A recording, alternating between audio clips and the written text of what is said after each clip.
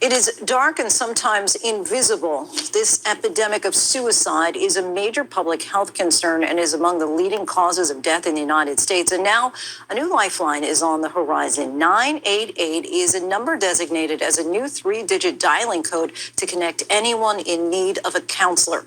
That service is expected to launch in just a few days, but how will it be implemented and will people be receptive? ABC's Trevor Ault takes us to the windswept plains of Wyoming, where people are hopeful this new service will save lives.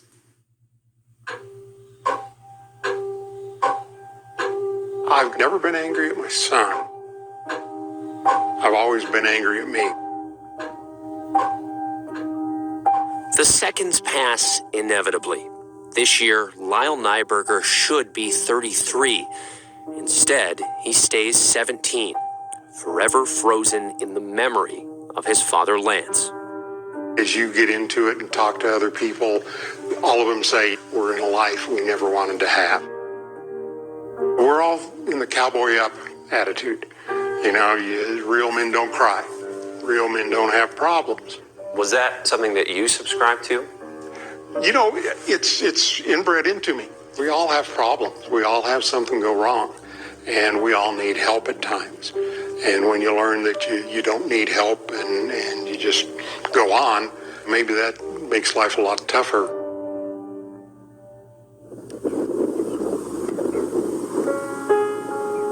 They say in Wyoming there's 2 seasons, winter and wind. Sometimes bitter and biting, others just a whisper.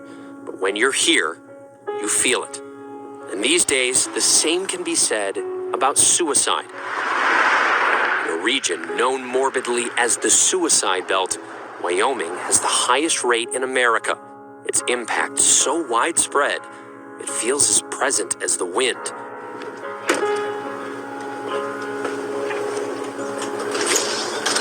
Okay, and I'm Lance Nyberger. I'm the chair of the task force. And again, thank you for being here. The Natrona County Suicide Prevention Task Force is well aware of the problem. They meet once a month in Casper to plan events, pool resources, and keep track of the lives lost. Top of mind today, another first responder has died by suicide. Well, 2 days ago, we had our 6th for the year, and it was a first responder on duty. That's a big number in a year to have that happen. There's a number of factors putting Wyoming at high risk. Many residents are isolated. And with more guns per capita than anywhere else in America, residents have more access to lethal firearms than mental health professionals. One University of Utah study posits the altitude could be a factor. According to a Gallup poll, the Mountain West is home to some of the happiest Americans, and yet it consistently has higher rates of depression and suicide. Year to date last year, my officers had responded to 256 persons who were considering suicide. And this year, we have seen an absolute negligible change. And so year to date from May 15th, 253. Here in Casper, Wyoming's second largest city, police respond to suicide calls twice as often as they do for shoplifting. 16 years ago, one of those calls came from Lance when he found Lyle at home. Lance had no idea his son was suicidal. No note was left behind. How often do you think about Lyle? Daily. There isn't a day that goes by that I don't think about him now. After his death, you know, it was horrible. And I came to a point where I realized that it was Lyle's decision and his decision only. In this area, this is a widespread problem. Why do you think that is? There's a lot of things going on. One of them is Wyoming's a rural state. By landmass, Wyoming is the 10th largest state in the country. By population, it's the smallest, meaning even if you wanted help, help might be a long way from you. This is what you see in most of Wyoming. You'll hit a major town about every 100 miles. And when I say major town, I mean a town of 5,000 people. You might get a call from somebody that's, 100 miles away from the nearest town. But you might also just not have mental health professionals. Wyoming has been a mental health shortage area, always. Now, federal legislation to help any American in crisis reach a counselor by phone is set to launch July 16th. But in this state, even that will be an uphill climb to adopt. I'm familiar with 911. What's 988? So 988 will be the new 3-digit number for the suicide lifeline. What does that mean specifically for Wyoming? You're not going to find a cell tower every 50 miles or so here. And so making sure that we are meeting those infrastructure challenges is probably going to be our biggest, most expensive long-term project. 988 is being touted as a one-stop shop for anyone experiencing a mental health crisis. But funding the project so that healthcare providers are ready for the influx of calls is proving to be challenging. The Department of Health and Human Services expects the volume of calls to double within the first year. However, according to the National Alliance on Mental Illness, only 4 states have enacted a concrete plan for funding. The Central Wyoming Counseling Center is one of just 2 suicide hotline centers already up and running in Wyoming. It opened just 2 years ago. The workers there know this state's layout, its culture, its resources or lack thereof, all of which is essential in a crisis. CWCC Suicide Lifeline, may I help you?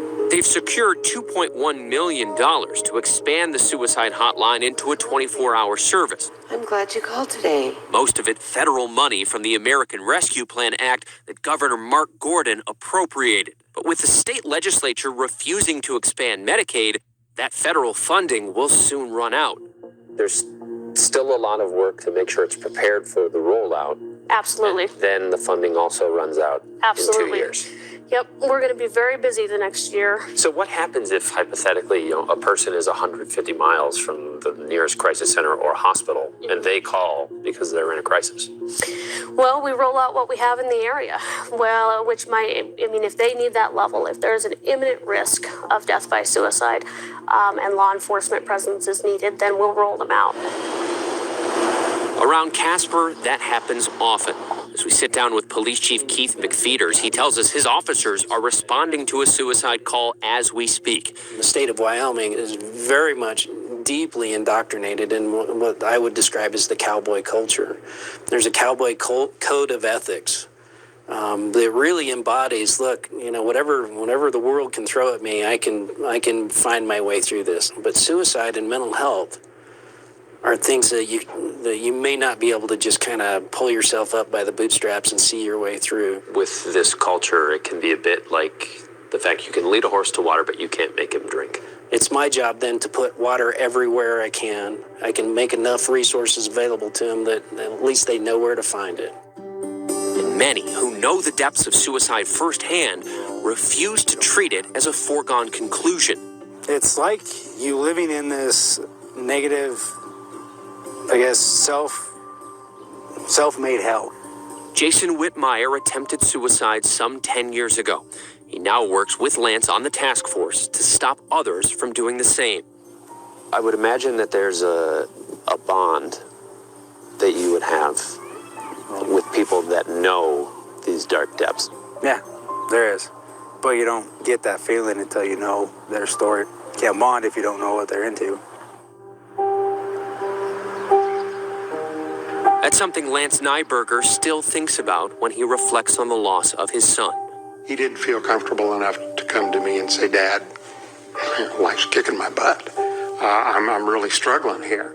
And at the time of his death, when he needed me the most, I wasn't there for him because we were going in opposite directions instead of working together. The messages that you give to someone who's lost someone close to them, that kindness that you extend to help them deal with that, do you extend the same kindness to yourself? I've gotten better at it. For about 6 months, I didn't care whether I lived or died.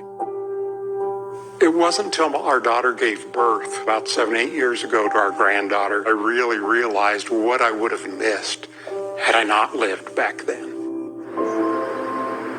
Wyoming has been referred to as just a small town with unusually long streets. And here, everyone seems to know someone who's dealt with suicide. For Lance, there's both horror and strength in that sentiment, that everybody is dealing with something. That pain is a universal burden we carry. But what Lance has learned is knows with a little effort and an open heart, it's possible to help others lighten the load. Used to come out quite a bit right after his death. You realize that a sudden death like this, you can just wipe out everything else. You know, he's going to be 17 forever. Is that what fuels you to keep up with the work? It is. You know, that's what keeps me going. My faith and the fact that I truly believe I'll see him again someday. I'll be with him, and that's what's given me the hope to continue. 988, a bit of a lasso to try to curb the downside of that cowboy culture. Our thanks to Trevor. If you or someone that you know needs help, remember you are not